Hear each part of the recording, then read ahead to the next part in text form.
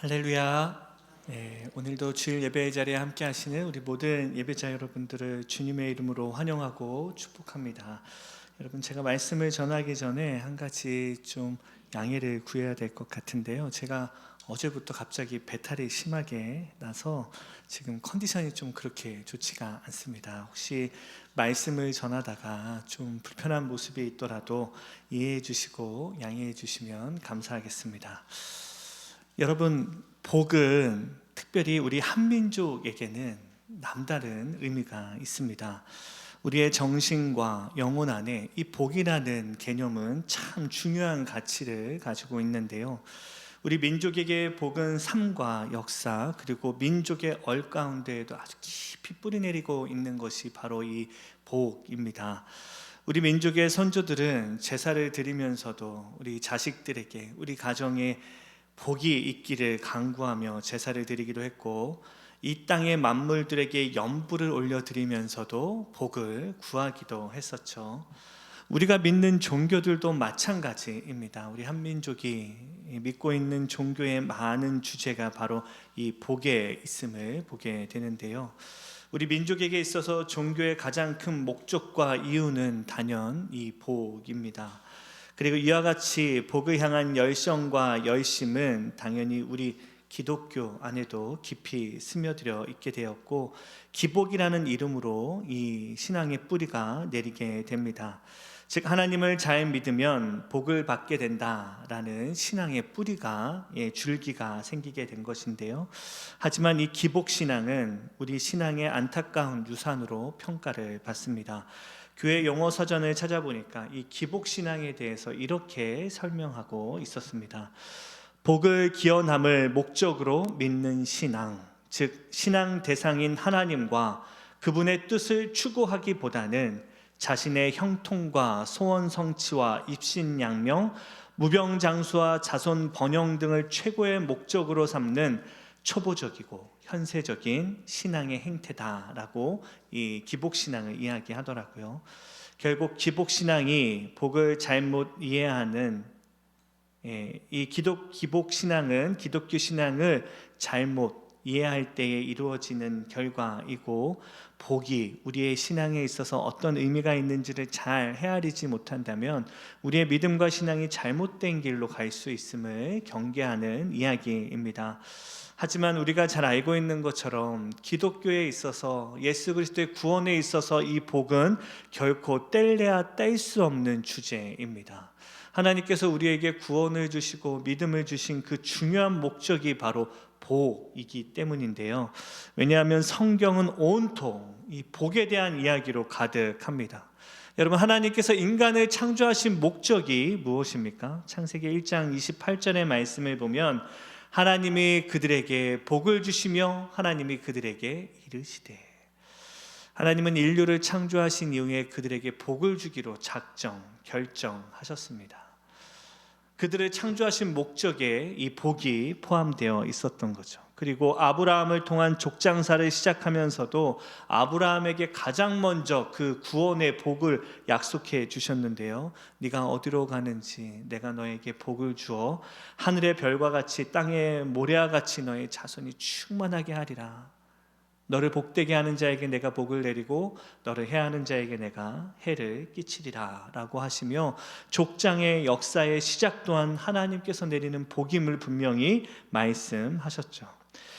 시편의 첫 말씀이 뭐라고 시작됩니까? 우리가 마음을 다하여 하나님께 온 마음을 다하여 올려드리는 시편의 시작도 결국 복 있는 사람은 이라고 시작되며, 우리의 삶에 주 예수 그리스도의 하나님의 복이, 은혜가 충만하기를 기도합니다. 에베소서에서도 바울은 하나님이 우리에게 복을 예비하셨다라고 선포하는데요. 이렇게 성경은 우리를 향한 하나님의 이 복과 은혜가 충만히 또 기록되어 있는 게 성경입니다.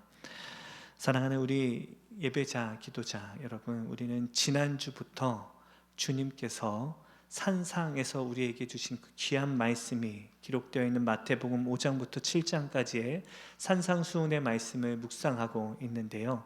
여러분, 지난주 우리가 이 산상수훈의 말씀을 사순절을 맞아 시작하면서 그 하나님께서 주신 그 산상수훈의 말씀 안에 하나님께서 우리에게 주신 그 하나님의 나라와 천국에 대한 소망을 담아 두셨음을 이야기하였죠. 어찌 보면 그 하나님의 나라와 천국 또한 하나님께서 우리에게 주신 그 복을 상징하는 것입니다. 하나님께서는 그렇게 우리에게 그 천국이라는 복을 주시면서 너희는 세상 가운데 그 요란한 세상 가운데 분주함을 내려놓고 오직 주 예수 그리스도의 말씀에 집중하여서 주님이 주시는 그 참된 복과 천국을 누리라고 말씀하셨고, 그 천국은 단순히 눈에 보이는 세상에서 누리는 천국이 아니라 우리가 살아가고 있는 삶의 순간순간들 가운데 주님과 함께 누리게 되는 천국임을 함께 나누었죠. 주님께서는 그렇게 우리에게 천국을 이야기하신 이후에 그 천국에서 누릴 그 복을 우리에게 선포하십니다. 오늘은 그 팔복의 시작으로 이 팔복이 우리에게 어떤 의미와 목적이 있는지, 그리고 팔복의 진짜 진정한 의미와 뜻은 무엇인지를 함께 나누기를 원하는데요. 오늘은 그 첫 시간으로, 팔복에 대한 첫 시간으로 이 팔복에 대한 개강과 함께 그 첫 복이었던 심령의 가난함에 대해서 우리가 간략하게 함께 나누려고 합니다. 먼저 오늘 본문의 시작절인 마태복음 5장 3절의 말씀을 우리 한 목소리로 함께 읽겠습니다. 시작. 심령이 가난한 자는 천국이 그들의 것이미요. 여러분, 오늘 본문의 말씀은 주님께서 이 산상수훈의 말씀을 시작하시면서 우리에게 주시는 말씀입니다. 주님께서는 산에 올라가 우리에게 그 산상수훈의 말씀을 주시며 가장 먼저 하셨던 말씀이 바로 이 팔복이었는데요. 그 시작이 심령이 가난한 자는 복이 있다라는 것으로 이 말씀이 시작됩니다. 여러분, 주님께서도 이 산상수훈의 말씀에서 그 귀하고 복된 그 산상에서 올려드리는 그 설교의 말씀에서 가장 먼저 이 팔복을 이야기하신 이유가 있습니다. 그만큼 성도에게 있어서 삶의 복이 중요한 의미이기 때문인데요. 그래서 주님은 우리에게 가장 먼저 말씀을 주시며 바로 팔복, 그 복을 말씀하셨습니다. 그리고 그 가장 첫 번째 시작이 바로 심령이 가난한 자는 복이 있나니 였죠. 그러나 여러분, 우리가 이 말씀을 묵상할 때 늘 놓치는 포인트가 있습니다. 여러분, 이 심령이 가난한 자는 복이 있다라는 이 말씀에서 주님의 포인트가 어디에 있습니까? 심령에 있습니까? 아님 가난한 자에 있겠습니까? 네, 이제는 어느 정도 눈치를 채실 것 같은데요. 여러분, 그냥 가난한 자가 복이 된다라고 이야기했다면 굳이 주님께서 너희의 심령이 가난한 자는 복이 있다라고 이야기하지 아니하시고 가난한 자는 복이 있나니 라고 하셨겠죠. 그러나 주님께서는 우리가 그냥 이 세상 가운데 살아가는 그 가난함이 아니라 우리의 심령의 가난함을 이야기하시며 그 심령의 가난함을 누리는 자는 복이 있다라고 말씀하십니다. 여러분, 왜냐하면 이게 중요한 것이 이 말씀을 처음 받았던 독자가 누구인지를 생각하면 주님의 이 말씀이 정말 중요한 말씀입니다. 이 마태복음에 기록되어 있는 이 산상수훈의 말씀은요, 처음 독자가, 이 마태복음 전체의 독자가 누구였냐면 바로 유대인들과 당시 종교 지도자들이었습니다. 그러나 당시 유대인들과 종교 지도자들은 지금도 유대인들이 그렇지만 하나님께서 이루시는 천국과 하나님의 나라가 바로 이 세상 가운데 삶의 자리에서 이루어지는 하나님의 나라요 천국이라고 오해하고 있었기 때문에 주님께서는 너희에게 이루어지는 하나님의 나라와 천국은 이 땅 가운데 너희가 세상 가운데 누리는 천국이 아닌 너의 마음과 영혼 안에서 하나님의 통치가 임하는 그 삶의 자리에서 주님을 온전히 예배하는 그 성전 가운데 하나님의 나라를 볼 수 있을 것이다 라고 말씀하셨죠. 그래서 저희가 지난주에 말씀을 나누면서도 주님께서 하신 말씀은 이미 우리의 마음과 영혼 안에 이루어지는 천국이고 하나님의 나라라고 이야기하며 우리는 이미 그 천국을 받아 누리는 주의 자녀들임을 이야기했었죠. 오늘 본문에서도 마찬가지입니다. 잘못된 천국을 바라보며 잘못된 천국관을 가지고 있었던 유대인들을 향하여 마태는 주님은 더 분명하게 하나님의 나라와 천국은 바로 이 땅 우리의 마음과 영혼 안에 심령 안에 이루어지고 있음을 그 시작부터 강조하고 있는 거죠. 그리고 여기서 이야기하는 이 팔복은 어쩌면 우리가 살아가고 있는 이 세상과는 전혀 다른 세상을 의미합니다. 우리가 오늘도 어제도 말씀했던 것처럼 천국과 하나님의 나라는 이 땅에서 우리가 누리는 바로 천국이고 하나님의 나라이지만 구원함을 얻지 못한 자는 동일한 이 세상을 살아가지만 천국이 아닌 이 세상을 살아가는 자들이고, 성도는 반대로 이 세상에서 두 발을 딛고 살아가지만 천국 백성으로 살아가는 자들 아닙니까? 그러니까 이 본질적으로 이 팔복은 전혀 다른 세상을 살아가는 사람들을 구별하는 기준이 됨을 말씀합니다. 우리는 천국 시민권자로 천국의 백성으로 이 땅을 살아가는 자들이기에 이 세상을 바라보며 살아가는 자들과는 전혀 다른 기준으로 살아가고 있는 자들이고, 성도들이 살아가는 그 삶의 기준이 바로 이 팔복입니다. 여러분, 이런 겁니다. 천국을 얻기 위하여서는 심령이 가난해야 된다라는 말이 아니라는 거죠. 우리는 이미 천국을 누리는 자이기에 천국에서 살아가는 자들은 늘 심령의 가난함을 누리는 자들임을 주님께서 말씀하시는 겁니다. 그래서 결론부터 말씀드리면 여러분, 결론으로 팔복은 복을 받는 조건이 아니라 천국을 이 땅에서 누리고 살아가는 삶에 보여지는 바로 그 삶의 증거이고, 바로 하나님께서 내가 하나님의 구원함을 누린 자녀임을 이야기하는 사인임을 말씀하고 있는 거죠. 그러니까 이 팔복의 모든 성품은 바로 우리가 하나님 아버지 예수 그리스도를 구주로 믿는 자들로 이 세상을 살아갈 때에 우리의 마음과 영혼과 심령 안에 심겨지는 주님이 주시는 그 구원함의 성품임을 말씀합니다. 그런데 여러분, 여기서 또 중요한 것이 한 가지가 있는데요. 여러분, 이 8가지의 팔복의 성품을 우리는 생내적인 성품, 그러니까 타고난 성품으로 이해하면 절대로 안 된다라는 겁니다. 여러분, 우리는 종종 이 팔복을요, 우리가 태어나면서 갖고 있는 생내적인 성품과 오해합니다. 우리 주변에 여러분, 태어나면서부터 국률함이 많은 사람들이 있습니다. 또 어떤 사람은 태어나면서부터 그 마음에 온유함이 많은 사람이 있죠. 또 어떤 사람은 태어나면서부터 마음이 가난해서 자기 주장을 잘 못하고 겸손하는 걸 좋아하는 사람들이 있습니다. 그러나 여러분, 여기 팔복에서 이야기하는 이 8가지의 성품은 결코 우리가 태어나면서부터 갖고 있는 그 성질을 이야기하는 것이 아니라, 성품을 이야기하는 것이 아니라 바로 주님을 만난 그 감격과 은혜로 인하여 우리에게 주어지는 성령이 우리에게 담아주시는 성품이라는 거죠. 주님을 만난 자는 결코 맛볼 수도 없고 누릴 수도 없는 그 주님을 만난 자에게 주시는 성령 하나님의 그 은혜로 주어지는 성품이 바로 이 팔복입니다.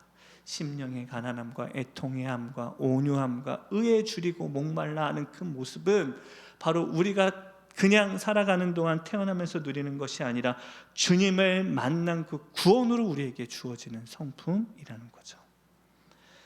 여러분, 그렇게 예수님이 말씀하시는 이 복을 심령 안에서, 성령 안에서 이루어지는 성품으로 이해한다면 지금 주님이 말씀하시는 이 가난함의 의미가 더 분명하게 나타납니다. 이 가난함은 세상 가운데 주어지는 가난함이 아니라 예수 그리스도 안에 우리의 심령 안에 심겨지는 가난함이라는 거죠. 하나님 앞에서 늘 한량없이 죄스럽고 고약한 나의 죄악을 뒤돌아보며 하나님 앞에 그 어떤 것도 주장할 수 없는 나의 악함과 어두움을 바라보며 늘 겸손한 겁니다. 그럴만할 때, 힘들고 어려운 일이 닥치거나 내가 잘못을 할 때만 겸손한 것이 아니라 늘 하나님의 임재와 영광 앞에 서 있는 주의 자녀들이기에 우리는 늘 주님 안에서 심령이 가난할 수밖에 없는 거죠. 특별히 우리가 무슨 큰 잘못을 했거나 우리가 어떤 노력을 하거나 실패했을 때 마음이 가난해지는 것이 아니라 늘 주님 앞에 온전히 서 있는 그 귀하고 복된 구원으로 우리는 늘 주님 안에서 주는 그 겸손함으로, 가난한 마음으로 이 세상을 살아가는 자들이라는 겁니다. 애통함도 마찬가지입니다. 힘들고 어려운 눈물 나는 일이 일어나서 애통해하는 것이 아닙니다. 내가 얼마나 죄인인지를 하나님 앞에서 온전히 깨닫고 마음이 겸손하여짐 뿐만 아니라 주님 앞에 애통해함으로 설 수밖에 없는 거죠. 늘 내 안에 있는 그 악한 어두움이, 도무지 해결되지 않는 그 죄성이 하나님 앞에 서면 밝히 드러나기에 늘 애통해하는 겁니다. 온유함도 마찬가지입니다. 온유함은 다른 사람들의 부탁을 잘 들어주는 게 온유함이 아닙니다. 온유함은 하나님 앞에서 내가 아무것도 주장할 것 없을 정도로 미약하고 연약한 자임을 깨닫고 하나님의 뜻 앞에서 늘 겸손히 엎드리는 것, 주의 말씀에 순종할 줄 아는 것, 내 뜻과 생각과 계획은 다 내려놓고 하나님의 뜻에 온전히 순종할 줄 아는 온유함입니다. 하나님 앞에 온유하니 그 온유한 성품이 당연히 사람들 사이에서도, 이웃들 사이에서도 함께 나눠지겠죠. 그 온유함으로 늘 의에 줄이고 목말라 하는 겁니다. 내 뜻과 내 생각이 앞장서지 않고 늘 하나님의 말씀이 늘 앞장서서 나를 인도하는 삶. 그래서 늘 하나님의 말씀을 줄이고 목말라 하며 살아가는 삶. 매일매일 새벽 기도의 자리에 나와 예배하며 기도하면서도 더욱더 하나님의 말씀을 갈급해하며 의에 줄이고 목말라 하는 그 마음, 그 영혼, 그 성품이 바로 주님이 우리에게 주시는 그 복과 은혜라는 겁니다. 하나님 앞에 주어진 그 귀하고 복된 마음과 영혼들. 그래서 늘 주님의 길을 걸어가는 성도는 의에 줄이고 목말라 하는 거죠. 여러분, 이 팔복은 그래서 늘 이 심령과 마음과 영혼 안에 이루어지는 성품이라는 겁니다. 여러분, 세부적으로 팔복의 내용으로 넘어가기 전에 저희가 한 가지 더 기억해야 할 것이 있는데요. 여러분, 팔복은 절대 8가지의 복이 아닙니다. 팔복을 8개의 복으로 이해하고 아는 것은 둘 중에 하나입니다. 팔복이 뭔지를 잘 모르거나 한 번도 팔복을 제대로 들어보지 못한 거죠. 여러분, 앞서 말씀드렸던 것처럼 이 팔복은 하나하나 떼어서 보면 절대로 이해할 수가 없는 말씀입니다. 하나의 복이 하나와 연결되어 있고 하나의 복이 저 복의 결과가 되는 거죠. 여러분, 팔복을 주님께서 우연한 순서로 1, 2, 3, 4, 5, 6, 7, 8을 나열해 놓았을 거라고 생각하는 것은 큰 오산입니다. 주님은 이 팔복의 순서 안에도 정말 중요한 의미와 내용과 목적을 그 안에 철저하게 아주 구체적으로 담아 놓으셨고, 모든 성경의 66권의 말씀이 한 문장으로, 한 주제로, 한 목적으로 깨어져 있는 것처럼 이 팔복도 결국 하나님의 뜻 가운데 하나로 연결되어지는 복이라는 겁니다. 여러분, 방금 말씀드렸던 팔복의 시작이 바로 심령의 가난함인데, 여러분, 이 심령의 가난함은 하나님을 만난 자가 가장 먼저 보이는 반응입니다. 거룩한 빛 되시는 하나님 앞에 내가 얼마나 죄인인지를 깨닫고 마음이 가난해지는 거죠. 그 가난함은 더 이상 내 뜻을 주장하는 교만함이 아니라 늘 하나님 앞에 설 때 겸손하고 낮은 마음으로, 순종의 마음으로 서는 가난함입니다. 그러니까 애통해할 수밖에 없는 거죠. 내가 얼마나 죄인인지를 깨닫고 나의 지난날의 죄악을 돌아보며 내 안에 아직도 해결되지 않는 그 깊은 어두움의 절망들을 돌아보니까 내 마음이 애통해할 수밖에 없는 겁니다. 슬픈 일이 일어나거나 사고가 일어나서 애통해하는 것이 아니라 늘 주님 앞에, 말씀 앞에 설 때에 내 연약함이 그 밝은 빛 되시는 주님 앞에 드러나니까 늘 애통해하며 눈물 흘리는 거죠. 그리고 그 애통해함으로 온유할 수밖에 없는 겁니다. 더 이상 하나님 앞에 내 뜻을 주장하기에는 내가 얼마나 죄인인지를 깨닫게 되거든요. 그리고 그 온유함으로 내 뜻이 아니라 하나님의 뜻을 늘 사랑하고 사모하다 보니 의에 줄이고 목말라 하는 겁니다. 왜냐하면 나에게는 선한 것이 하나도 없음을, 내 안에는 선하고 복된 것이 하나도 없음을 알고 있기 때문이죠. 여러분, 이 1, 2, 3, 4번의 팔복을 한 문장으로, 여러분, 한 말씀으로 깨는 말씀이 로마서 7장 18절에서 19절의 말씀입니다. 우리 한 목소리로 함께 읽겠습니다. 시작. 내 속 내 육신에 선한 것이 거하지 아니하는 줄을 아노니 원함은 내게 있으나 선을 행하는 것은 없노라. 내가 원하는 바 선을 행하지 아니하고 도리어 원하지 아니하는 바 나는 늘 악을 행하는도다. 내 안에는 선한 것이 하나도 없습니다. 나는 아무것도 온전한 것을 바라지도 못하고 구하지도 못하고 늘 악을 꾀하며 바라보고 사랑하는 자가 나인지인데, 그래서 나는 하나도 선을 행하지 못하고 도리어 악을 행하는 자임을 알고 심령이 가난하고 애통해하고 온유하고 의에 줄이고 목말라 하는 거죠. 여러분, 그렇게 보고요, 나머지 5장 5번째부터 8번째 8복은 바로 이 네 가지 주님을 만난 감격과 은혜를 누리는 자가 삶에 보여지는 결과입니다. 심령이 가난한 자는 늘 다른 사람의 심령의 가난함을 알기에 다른 사람을 긍휼히 여길 줄 아는 사람입니다. 심령의 가난함은 긍휼함으로 열매를 맺게 됩니다. 애통해 하는 자는 어떻게 됩니까? 애통해 하는 자는 바로 주님 앞에 늘 그 애통해함으로 눈물로 엎드려 회개할 줄 아는 자에게 마음의 청결함을 누리는 자이죠. 여러분, 여기서 이야기하는 마음의 청결함은 아이처럼 순수하고 깨끗한 마음을 의미하는 단어가 아닙니다. 여기서 이야기하는 마음의 청결함, 팔복이 이야기하는 마음의 청결함은 늘 자기의 죄악을 깨닫고 하나님 앞에 눈물로 엎드려 회개할 줄 아는 애통한 마음이 있는 사람, 그래서 주님 앞에 늘 십자가 앞에 나의 죄를 내려놓고 회개할 줄 아는 사람은 마음이 청결함을 누리게 되는 거죠. 이 청결함은 성령님이 주시는 청결함입니다. 그리고 여러분, 온유한 자는요, 나의 뜻을 주장하지 아니하고 오히려 하나님의 뜻을 받아 누리고 순종할 줄 아는 자에게 늘 주변에 화평을 이루는 사람입니다. 온유한 자 주변에 가면은 다툼과 분쟁과 갈등과 내 뜻을 주장하고 강요하는 일이 아니라 늘 하나님의 뜻 앞에 내 뜻을 내려놓을 줄 알기에 늘 화평한 삶을 살게 되는 거죠.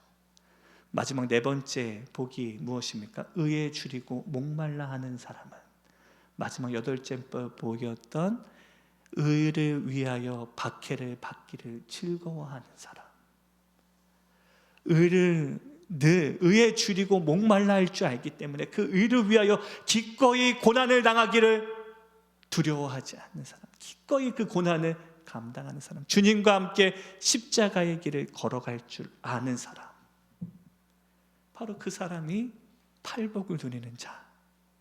그래서 여러분, 우리는 팔복을 생각할 때 나에게는 4가지 정도는 팔복이 있는데 4가지 정도는 없는 것 같다라고 말하면 안 된다는 겁니다. 이 8가지의 복은 하나의 복입니다.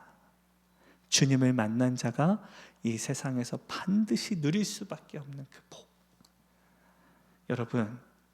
여러분 안에는 이 8복이 있으십니까? 사랑하는 우리 유저지 장로교회 예배자 여러분, 오늘 이 예배의 자리가 우리가 주님을 만나는 그 구원의 감격으로 내 안에 이 팔복이 다 온전히 세워지는 거룩하고 복된 오늘 이 예배의 자리가 되기를 주님의 이름으로 간절히 축복합니다.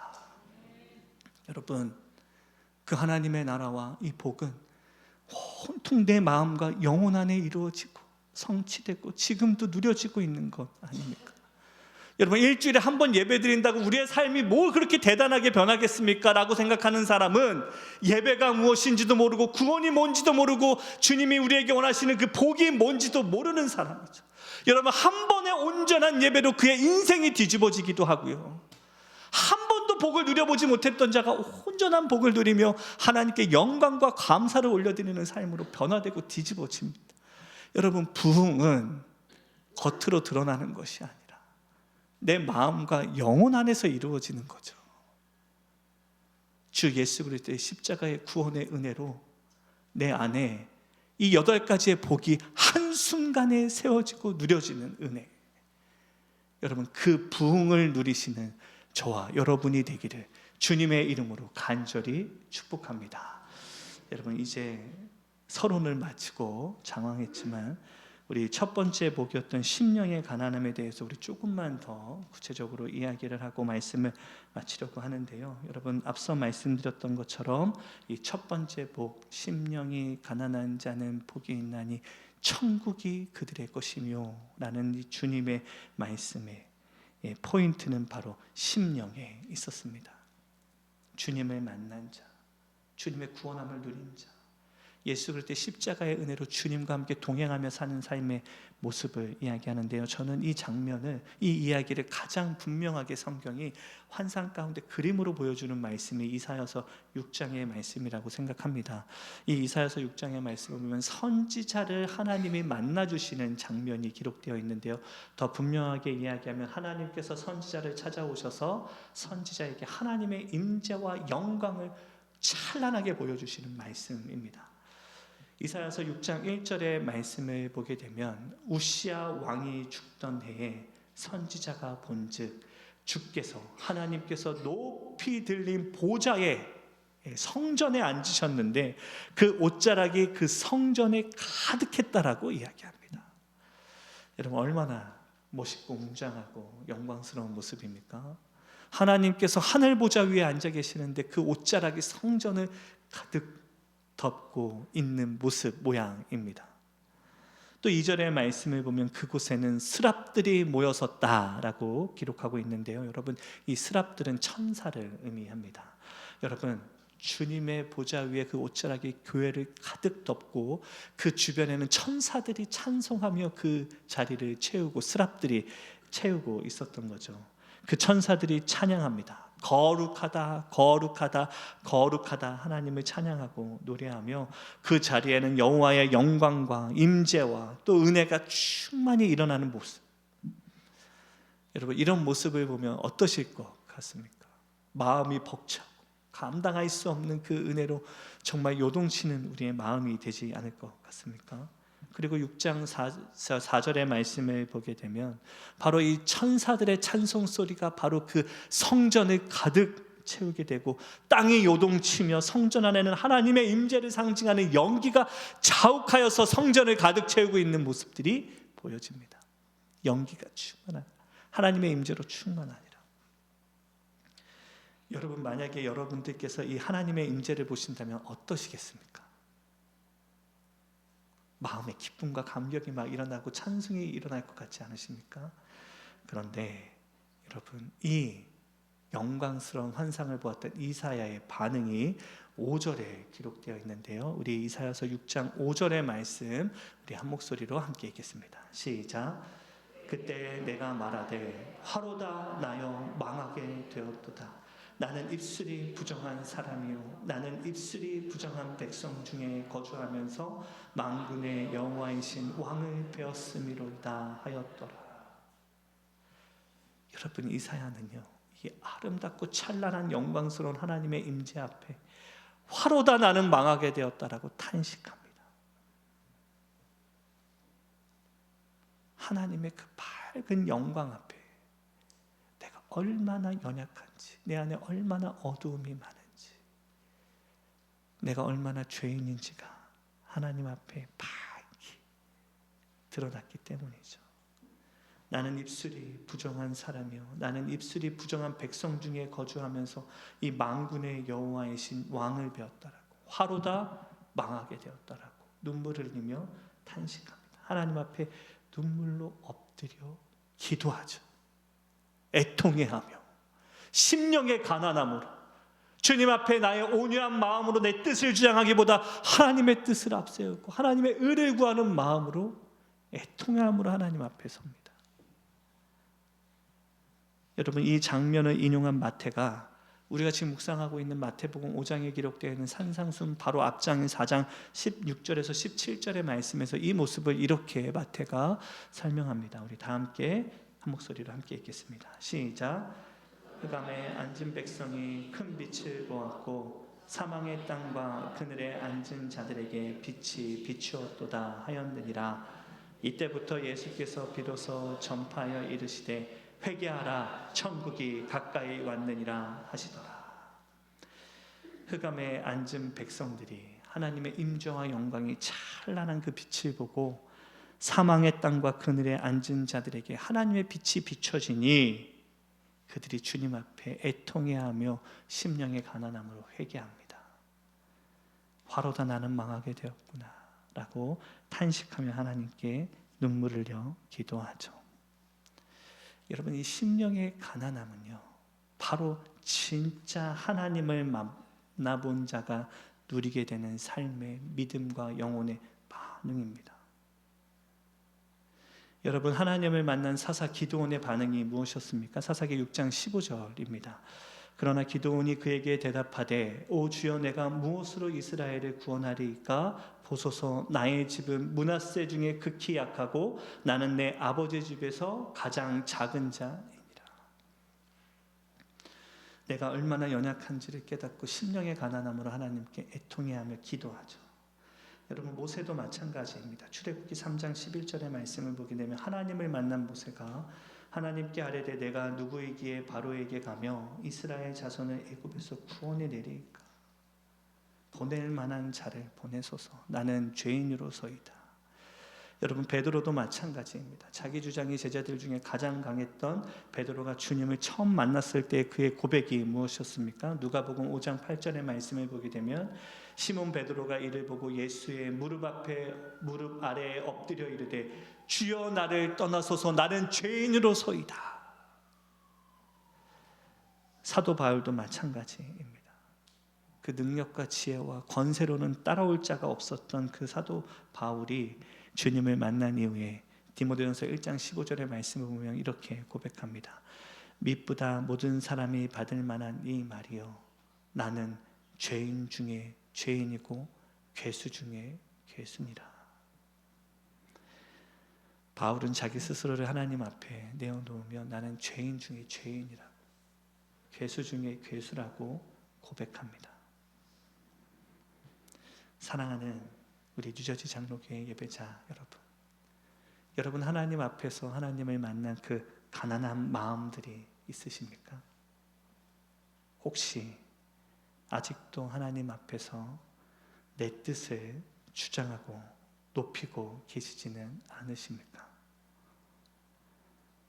간절히 소망하기는 여러분, 우리에게 하나님께서 허락하여 주신 이 팔복의 시작이 이 하나님을 만난 그 감격으로 인한 가난한 마음으로부터 시작됨을 기억하며 우리의 마음과 영혼 안에 주님으로 인한 그 가난한 겸손한 애통함이 회복되는 오늘 이 예배의 자리가 되기를 주님의 이름으로 간절히 축복합니다. 여러분, 한국의 위대한 부흥의 역사가 일어났던 1907년의 평양 대부흥 운동이 어떻게 시작되었는지 기억하시죠? 그들 안에 있었던 바로 이와 같은 애통해함과 회개함으로, 심령의 가난함으로 그 부흥이 그 땅에 시작되었습니다. 나는 죄인이라고, 나는 죄수 중에 죄수이고 괴수 중에 괴수라는 그 하나님을 향한 그 절박한 통곡과 울부짖음이 그 평양 대부흥 운동의 시작이었습니다. 여러분, 세상은 이해할 수 없는 그 가난한 마음, 여러분, 그게 우리의 부흥의 시작임을 기억하며 우리의 마음에 주님이 주시는 그 심령의 가난함이 시작되는 오늘 이 예배의 자리가 되기를 주님의 이름으로 간절히 축복합니다.